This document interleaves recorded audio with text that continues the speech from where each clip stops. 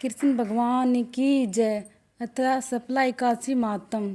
श्री युधिष्ठिर बोले कि हे भगवान, पौष मास के कृष्ण पक्ष की एकादशी का क्या नाम है? इस दिन कौन से देवता की पूजा व विधि की जाती है, यह सब समझाइए। श्री कृष्ण भगवान बोले कि हे राजन, मैं आपके प्रश्नों का उत्तर देता हूँ। दान देने वाले की अपेक्षा में व्रत करने वाले से मैं अधिक प्रसन्न होता हूँ। अब आप इस एकादशी व्रत का महात्म सुनो। पौष माह के कृष्ण पक्ष की एकादशी का नाम सफला है। इस एकादशी के देवता नारायण हैं। इसका पूर्वोक्त विधि अनुसार व्रत करना चाहिए और नारायण जी की पूजा करनी चाहिए। जो मनुष्य एकादशी व्रत तथा मेरा पूजन करते हैं वे धन्य हैं। सफला एकादशी में मुझे ऋतु फल के अनुकूल फल अर्पण करें, अर्थात नारियल, नींबू, अनार, सुपारी आदि और धूप, दीप, पुष्प आदि से मेरी 16 प्रकार से पूजा करें। इस दीपदान तथा रात्रि को जागरण करना चाहिए। इस एकादशी व्रत के समान यज्ञ, तीर्थ तथा दूसरा कोई भी व्रत नहीं है। मनुष्य को 5 सहस्त्र तपस्या करने से जो पुण्य मिलता है वह पुण्य भक्ति पूर्वक रात्रि जागरण सहित सफला एकादशी के व्रत से मिलता है। हे राजन, अब आप सफला एकादशी की कथा को ध्यान पूर्वक सुनिए। चंपावती नगरी में महिष्मान नाम का राजा राज्य करता था। उसके 4 पुत्र थे।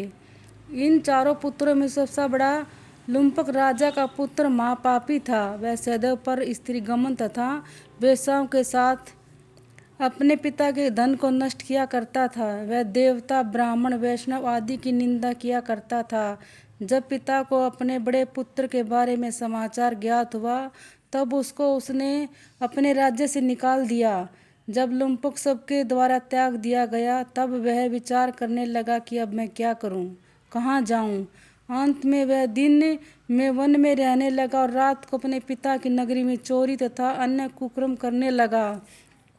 जिस वन में वह रहता था वह भगवान को अत्यंत प्रिय था। उस वन में एक बहुत पुराना पीपल का वृक्ष था। वह सब देवताओं की क्रिया स्थल था। इसी वृक्ष के नीचे लंपुक रहता था। कुछ दिनों के पश्चात पौष मास के कृष्ण पक्ष की दशमी के दिन वह वस्त्रहीन होने के कारण शीत से मूर्छित हो गया। रात्रि को सो न सका। उसके हाथ पैर अकड़ गए। उस दिन रात्रि बड़ी कठिनता से बीती, परंतु सूर्य नारायण के उदय होने पर भी उसकी मूर्छा न खुली। सफला एकादशी के मध्याह्न तक वह दुराचारी मूर्छित ही पड़ा रहा। जब सूर्य की गर्मी से उसे होश आया तो वह अपने स्थान से उठकर उस वन में भोजन की खोज में निकल पड़ा।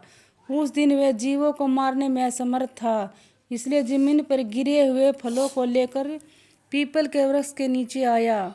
जब सूर्य भगवान अस्ताचल को प्रस्थान कर गए तब फलों को पीपल की जड़ के पास रख कर कहने लगा कि हे भगवान, इन फलों से आप ही तृप्त होएं। ऐसा कहकर वह रोने लगा और रात्रि को उसे नींद न आई। इस महापापी के व्रत तथा रात्रि जागरण से भगवान अत्यंत प्रसन्न हुए और उसके समस्त पाप नष्ट हो गए।